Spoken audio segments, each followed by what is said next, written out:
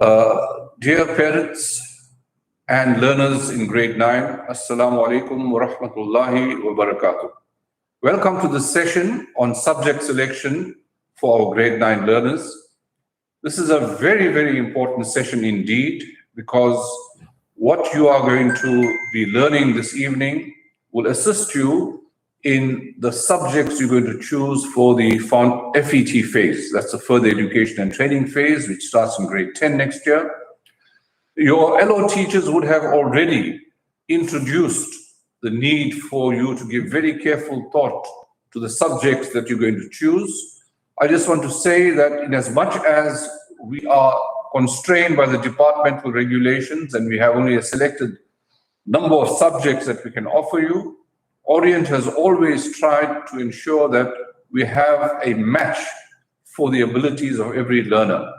Everybody has specific interests, specific specialities and specific talents.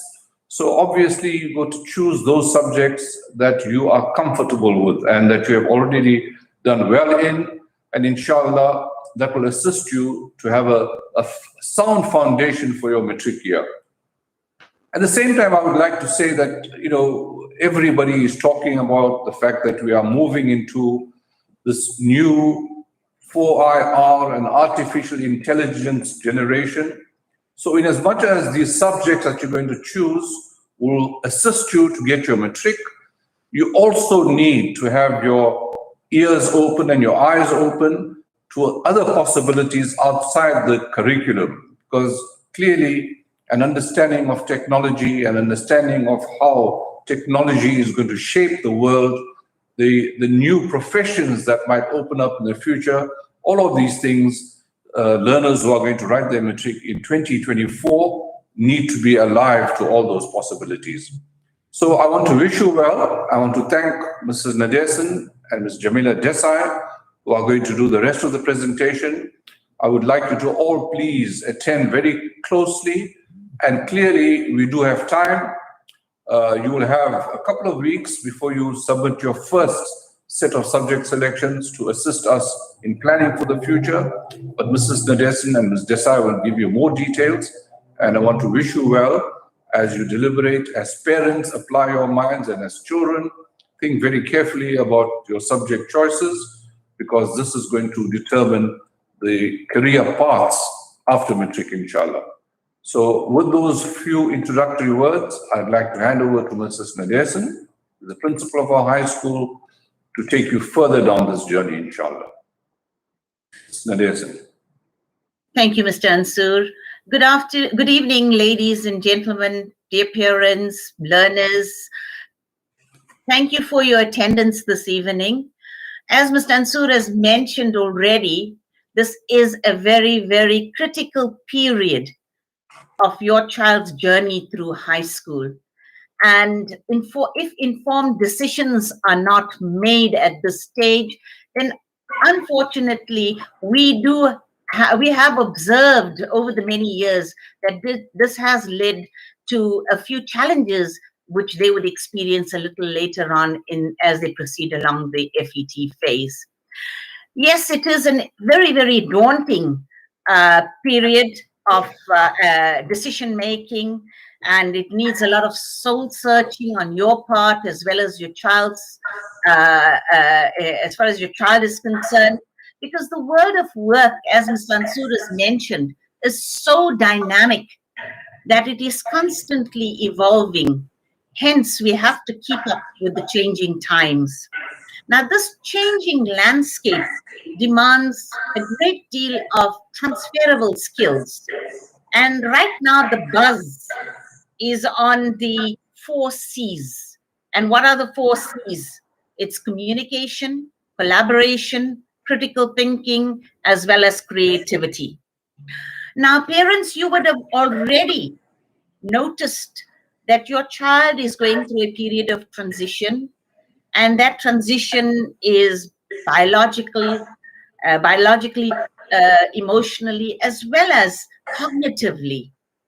And it's very difficult for a 15-year-old to make a decision on a career, unfortunately, our curriculum demands that this decision is made so they can proceed further. This is further compounded by the FET phase. The transition from the GET phase into the FET phase is indeed quite challenging, because the questioning techniques that are applied in the GET, in the FET phase, is very different from the GET phase.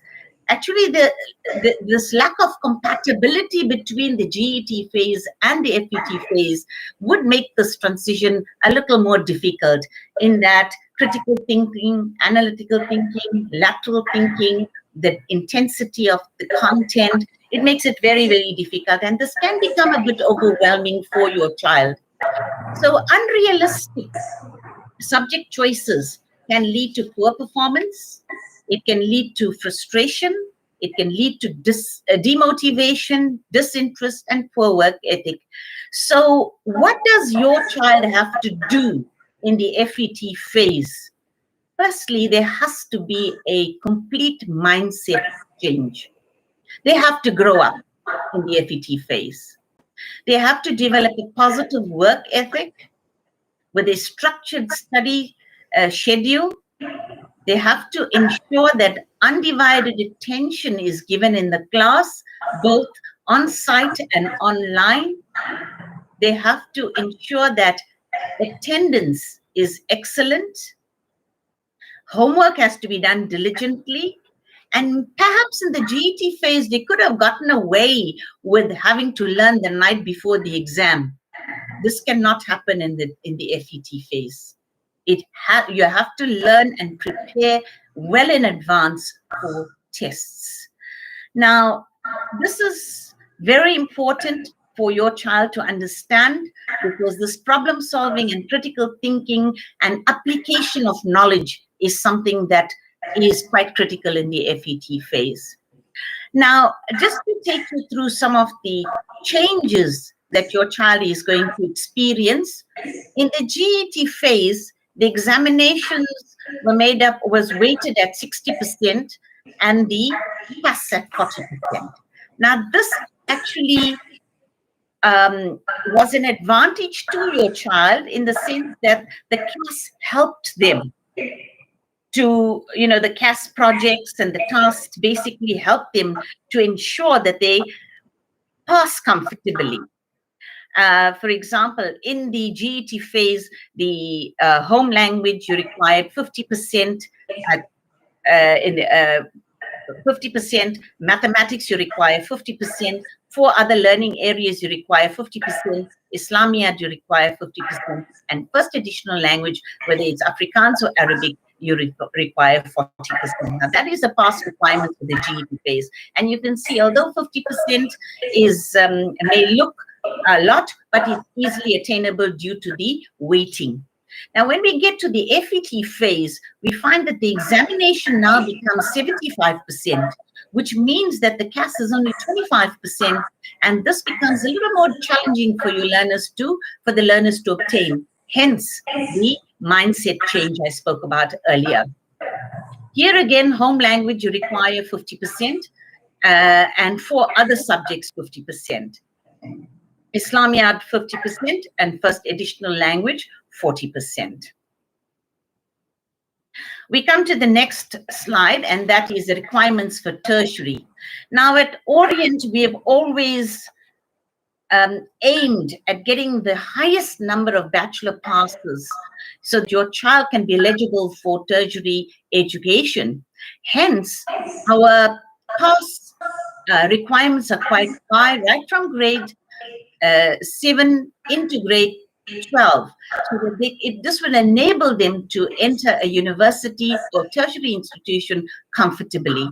Now, for the NSC certificate, they would require 40%, and the first additional language will require 30%. And for a diploma pass, the NSC would require 4 subjects at 40%. And for a bachelor's pass, would require 4 subjects at 50%. So if your child works consistently, that bachelor's pass will become very reachable for them at the end of grade 12.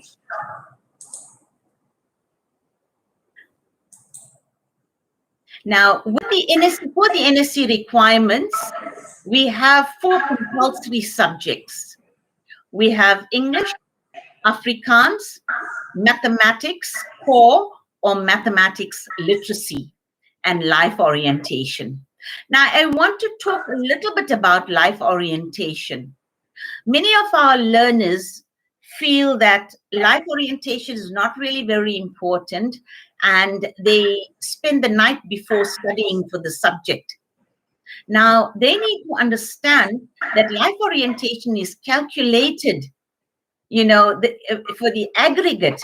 And the aggregate at the end of the matric year is quite important. The difference between an A aggregate and a B aggregate is, it's quite a big difference. So if you learn for life orientation, you do well at life orientation, you can attain a very high aggregate. So life orientation must be taken very, very seriously.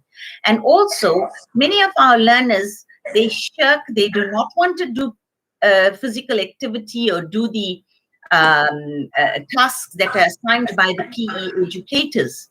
Now, life orientation also comprises a PE mark, which is quite important and it goes towards their final total. So life orientation is extremely important. The second aspect that I need to talk about is the difference between mathematics and maths literacy. Now, mathematics core deals with algebra, geometry, trigonometry, calculus. It will teach you skills that that's required for problem solving and application. And it's the discipline of mathematical sciences. And this is a kind of analytical mathematics you will need to become a doctor, a scientist, engineer, pharmacist, do anything in the health sciences. So you need, or architecture, you'll need mathematics because it's an important component. But maths literacy, on the other hand, it differs from mathematics in that it aims to develop everyday use of numbers, graphs, and symbols. And it deals with common practical problems like budgeting, interest, calculations, etc. The everyday items that you'd use, to calculate basic stuff, but not so basic because, it's percentages and it's quite an interesting functional mathematics. We need to also look at possible careers that mathematics literacy that learners who opt for mathematics literacy can choose. For example, if you go to the, in UK, ZN offers Bachelor of Sports Science, there's Bachelor of Nursing, there's Bachelor of Social Sciences, Bachelor of Arts, LLB Law, and there is a link at the bottom that you could go to in order to find out all the possible careers that you could embark on with mathematics literacy.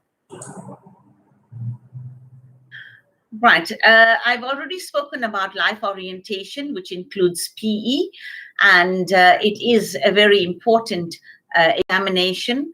It is written, the final paper is a provincial paper that is written in September of the matric year. And although it is marked by the educators at the school, it is moderated externally. So this paper is an extremely important paper, and they need to give it that kind of seriousness right from, grade 7 to grade 12. It's an important subject. All right. Now I'd like to hand you over to Ms. Desai, and she will take you through the rest of the presentation. Now, we've already spoken to you about the subject choices. Ms. Desai will elaborate on it. The important thing is that we need to ensure that when you've made your selection, that within the next 2 weeks, we would like to have the forms back so that we can start, sorting the subjects out so that we can ensure that our timetables are ready for next year as well. I hand you now over to Ms. Desai. Thank you, Mrs. Nadesan. Assalamu alaikum wa rahmatullahi wa barakatuh, and welcome to this evening's session on subject choice for grade 9s. So just to recap, Mrs. Nadesan mentioned that there are 4 compulsory subjects for the National Senior Certificate: English, Afrikaans, mathematics or mathematical literacy, and life orientation. Now, in order to be eligible to sit for the NSC, you have to have 7 subjects. 4 compulsory. This then means that from the electives, you have to choose 3 subjects. So the list on your screen, right, offers you 11 different choices. We are very fortunate at Orient to have such a variety of subjects. In comparing with a few schools, I noticed we actually are comparable to these schools, and we offer variety from different disciplines. So if you look at the first 3 subjects, again, many schools don't offer economics. So the first 3 subjects are belong to the commerce field. Engineering, graphics, and design is what was formerly known as technical drawing.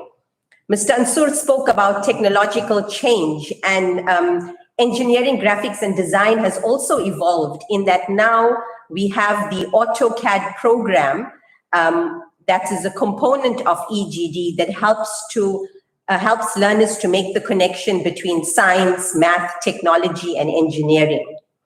Geography and history, humanities subjects, not very popular, but we still do offer those. Information technology is the computer programming. We've offered it, again, also not very popular amongst learners. Learners who have sound academic ability in mathematics will do well in information technology. In the sciences, we offer life science and physical science. Life science was formerly known as biology. Physical sciences, I think we know, incorporates physics and chemistry. And inshallah, this year we look forward, or the coming year, we look forward to introducing a new subject in the ICT basket of subjects, and that is computer applications technology. Right? We refer to it as CAT. I'll speak a little bit more about CAT in the next slide. And then we also offer Arabic as part of the subject package if we get a reasonable number of students who want to take Arabic. So what is computer applications technology? So computer applications technology, unlike the information technology, focuses on the components of a computer system, right? And how it can be used to solve everyday problems. So it is a very practical skills-based subject. The subject learners will write 2 papers, a theory paper and a practical paper. A little bit about the curriculum, right? This subject will allow learners to become proficient and gain expertise in things like Word, Excel, PowerPoint, Outlook, and basic HTML web page design. They will learn to use the internet in a responsible way. And if we look at the last point, right, although CAT is not a compulsory subject for any particular field of study, this subject will greatly enhance a learner's ability in any field that they wish to study. So almost every profession nowadays will use a computer or will use the packages that I mentioned, Word, Excel, Outlook, etc. So if a learner takes this subject, right, doesn't necessarily mean that they have to pursue a career in information technology. It will greatly enhance any other profession that they wish to pursue. Attached to the reminder this afternoon that we sent was a PowerPoint slideshow that Mrs. F.B. Ismail had put together explaining this new subject. And I will make Mrs. Ismail's details available tomorrow to parents. If you have further questions that you would like answered, inshallah, Mrs. Ismail will be happy to do so. So looking at the thinking or the reasoning behind the subject packages that we offer, we've structured the lines. You've also seen that page that we forwarded earlier this evening. Inshallah, tomorrow when you pick up your learners resource packs, you will get a hard copy of the subject selection page or the subject selection form. So when you have a look at this, you will see that we allow a learner various options. So unlike previous years or in the past where subjects went in particular packages like S7 or S1, etc., the way we've structured it allows learners to choose subjects as they wish from different lines.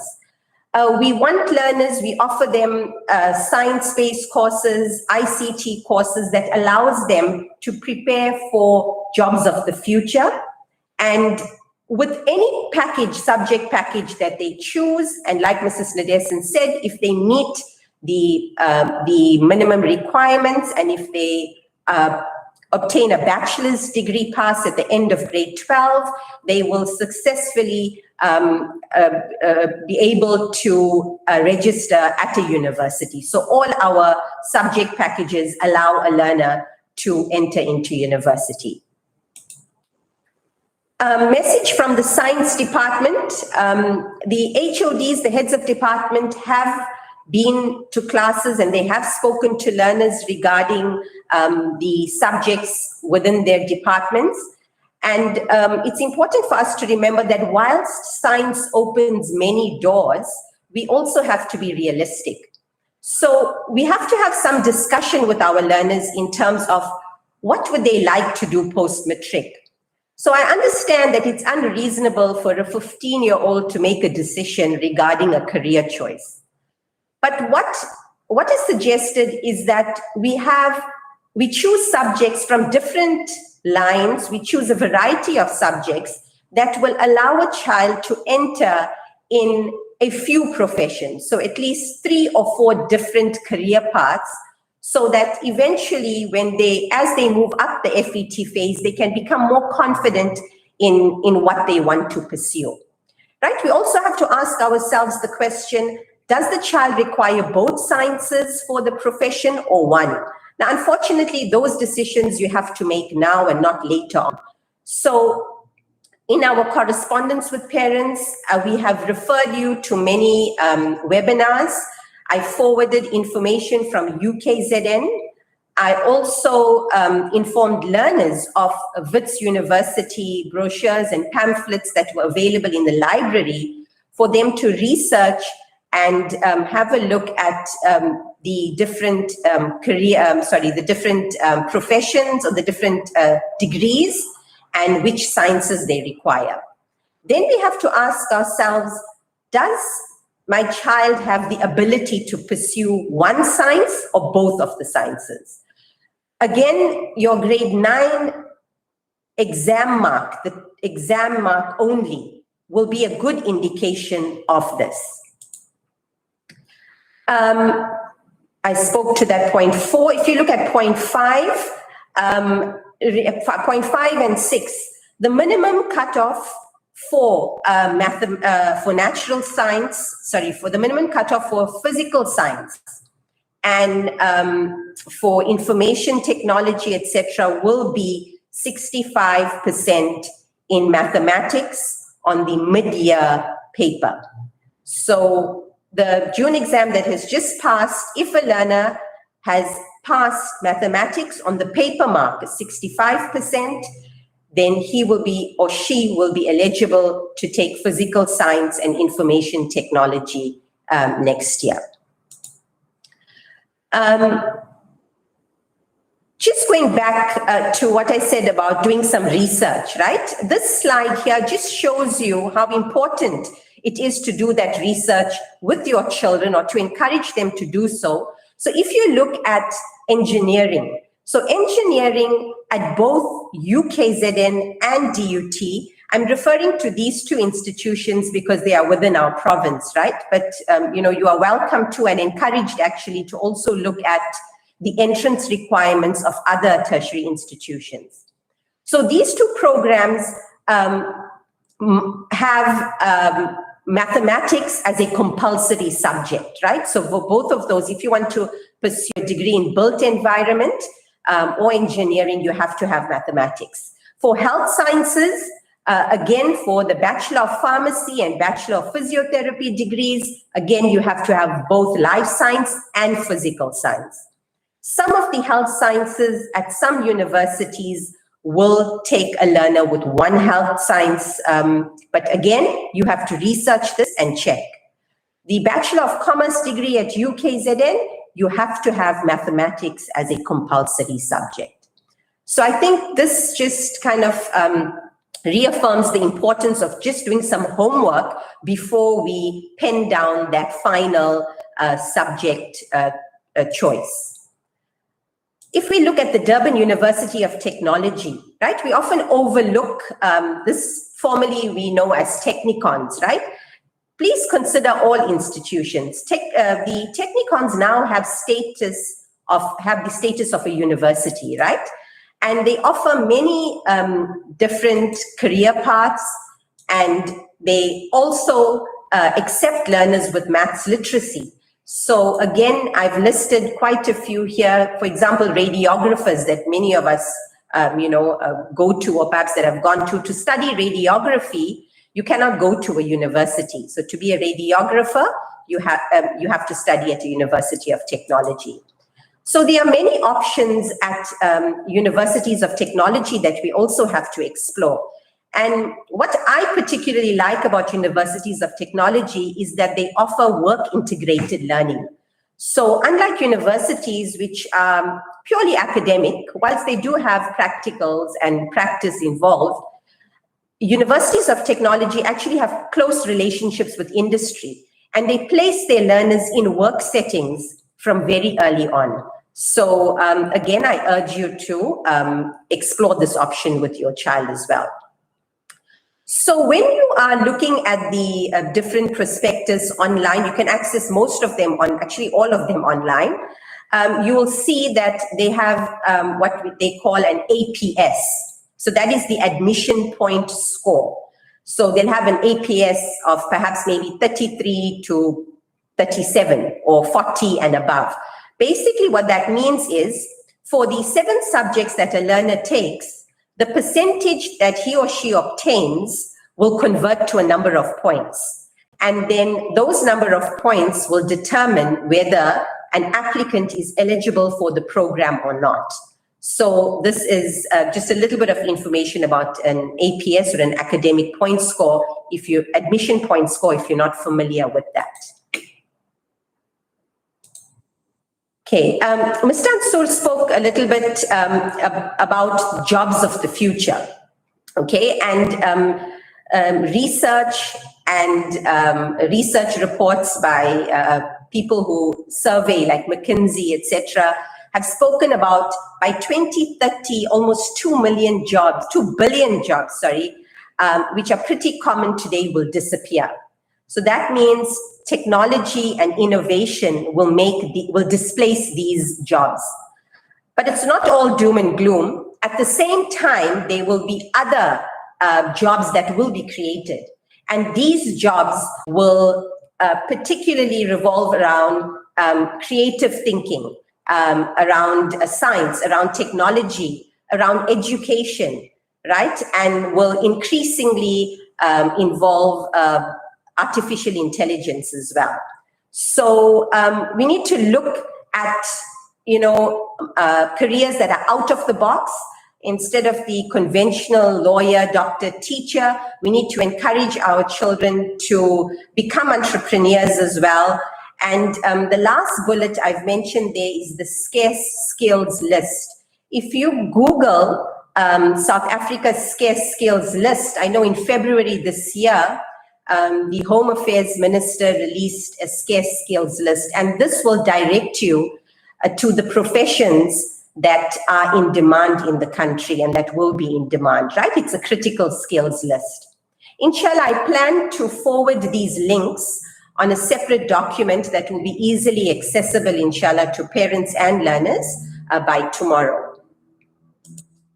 So what have we done thus far, right? COVID has been a disruptive, but we have, to the best of our ability, tried to incorporate subject choices and decision-making in life orientation lessons. The subject heads have been to classes talking about the subjects within their department. An online assessment, inshallah, when learners return, hopefully, we will conduct an online assessment, but I will also give you the link for that tomorrow so that you can perhaps pursue that on your own as well. And we've also alerted parents and learners to a number of webinars.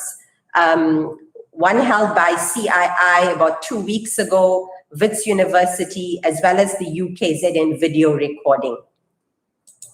What can you do further? Whilst job shadowing may not be a possibility currently, right, I urge you to get your children to engage with people. You know, within our social circles, we know of so many people who are in different professions. So let us urge our children to ask them questions, to probe, even university students, you know, in our families. It's good to get our kids asking questions so that can guide also their choices.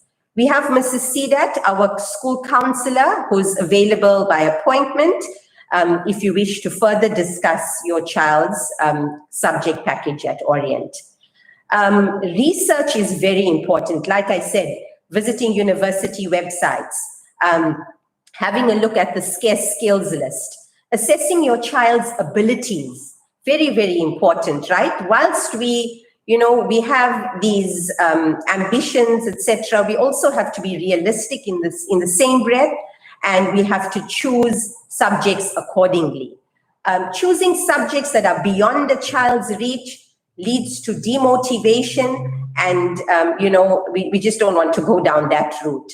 So again, from the websites that are listed up there, I will send those tomorrow, inshallah, in a document that will be, easier to access. If you're still confused, right? I said we have Mrs. Sidat that is available. Mrs. Jagot is the life orientation educator for grade 9, and I have the other teachers listed as well who take life orientation in grade 9. So you are free to engage with them, and they will assist you. Now, we asked for questions regarding subject choice, and I'll try and address a few now. So the first question I had was regarding an 8th subject. So Orient has always encouraged students to take an 8th subject, but this subject is offered to learners that have meritorious academic achievement.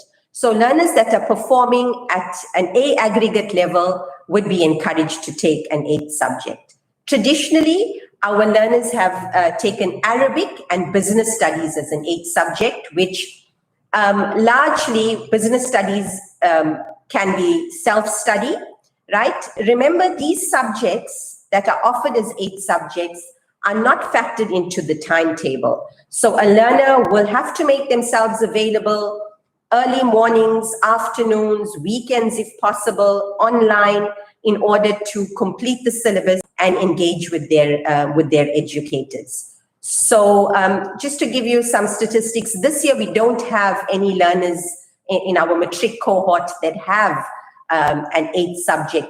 This then just shows you how demanding the 7 subjects alone are. But in the past, we have had learners who've taken 8 subjects, and alhamdulillah, all of them quite successfully had A's in those subjects. So I trust that that answers the question of an 8th subject. The second question I had was regarding the university quotas. Now, the University of, I can answer this question for the University of KwaZulu-Natal. The quota system is applied, and for the medical degree, the College of Health Sciences makes that decision. The quotas that have been quoted to us in terms of admission are 69% African, 19% Indian, 9% colored, and the balance would be other.